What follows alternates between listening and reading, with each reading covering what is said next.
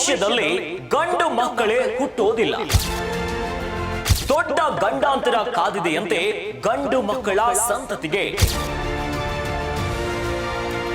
ಹೀಗೊಂದು ಚರ್ಚೆ ಈಗ ಸೋಷಿಯಲ್ ಮೀಡಿಯಾದಲ್ಲಿ ಭಾರಿ ಸದ್ದು ಮಾಡ್ತಾ ಇದೆ.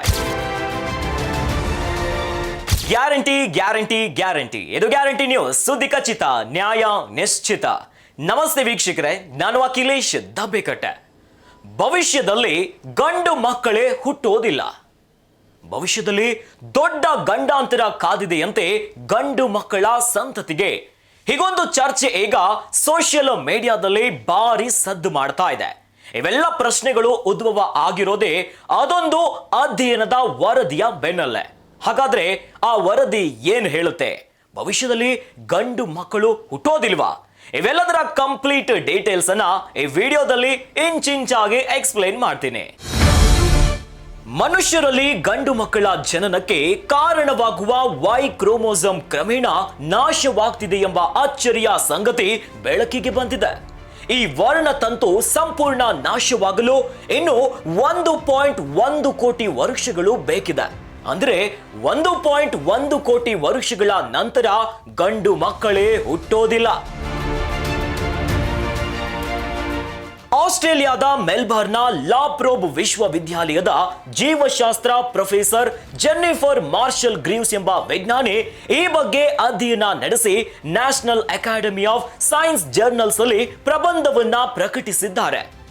ಅದರ ಪ್ರಕಾರ ಗಂಡು ಮಕ್ಕಳ ಜನನಕ್ಕೆ ಕಾರಣವಾಗುವ ವೈ ವರ್ಣತಂತುವಿನಲ್ಲಿರುವ 1438 ಮೂಲ ಜೀನ್ಸ್ಗಳ ಪೈಕಿ 1393 ಜೀನ್ಸ್ಗಳು ಕಳೆದ 30 ಕೋಟಿ ವರ್ಷದಲ್ಲಿ ನಾಶವಾಗಿವೆ. ಇನ್ನುಳಿದ 45 ಜೀನ್ಸ್ಗಳು ಮುಂದಿನ 1.1 ಕೋಟಿ ವರ್ಷದಲ್ಲಿ ನಾಶ ಆಗಲಿದೆ ಅಂತ ವರದಿಯಲ್ಲಿ ಉಲ್ಲೇಖ ಮಾಡಿದ್ದಾರೆ. ಪುರುಷ ಮತ್ತು ಮಹಿಳೆಯ ಮಿಲನದ ಬಳಿಕ ಭ್ರೂಣದಲ್ಲಿ ಎಕ್ಸ್ ಮತ್ತು ವೈ ವರ್ಣತಂತುಗಳು ಜೊತೆಯಾದರೆ ಗಂಡು ಮಗು, ಎಕ್ಸ್ ಮತ್ತು ಎಕ್ಸ್ ವರ್ಣತಂತುಗಳು ಒಂದಾದರೆ ಹೆಣ್ಣು ಮಗು ಜನಿಸುತ್ತದೆ. ಎಕ್ಸ್ ವರ್ಣತಂತುವಿಗಿಂತ ವೈ ವರ್ಣತಂತು ತುಂಬಾ ಚಿಕ್ಕದು. ಈ ವೈ ವರ್ಣತಂತು ಕ್ರಮೇಣ ಅವಸಾನಗೊಳ್ಳುತ್ತಿದೆ ಅಂತ ಜೆನ್ನಿಫರ್ ಉಲ್ಲೇಖ ಮಾಡಿದ್ದಾರೆ. ಆದರೆ ಪುರುಷರು ನಿರಾಶರಾಗಬೇಕಿಲ್ಲ. ಜಪಾನ್ನಲ್ಲಿ ಒಂದು ಜಾತಿಯ ಇಲಿಯಲ್ಲಿ ಹೀಗೆ ವೈ ವರ್ಣತಂತುಗಳು ಸಂಪೂರ್ಣ ನಾಶವಾಗಿದ್ದಾಗ ಗಂಡು ಇಲಿಯ ಜನನಕ್ಕೆ ಕಾರಣವಾಗುವ ಹೊಸ ವರ್ಣತಂತು ಸಹಜವಾಗಿಯೇ ಅಭಿವೃದ್ಧಿಗೊಂಡಿದೆ. ಹೀಗಾಗಿ ಮನುಷ್ಯರಲ್ಲೂ ಇಂತಹ ಬೆಳವಣಿಗೆ ಆಗಬಹುದು ಎಂದು ನಂಬಲಾಗಿದೆ. ನೋಡಿದ್ರಲ್ಲ ವೀಕ್ಷಕರೇ, ಈ ವರದಿ ಏನು ಹೇಳುತ್ತಂತ. ಒಟ್ಟಲ್ಲಿ ಇಂದಿನ ಆಧುನಿಕ ಆಹಾರ ಪದ್ಧತಿಗಳಿಂದ ನಮ್ಮ ಸಂಪೂರ್ಣ ಲೈಫ್ ಸ್ಟೈಲೇ ಬದಲಾಗಿಬಿಟ್ಟಿದೆ.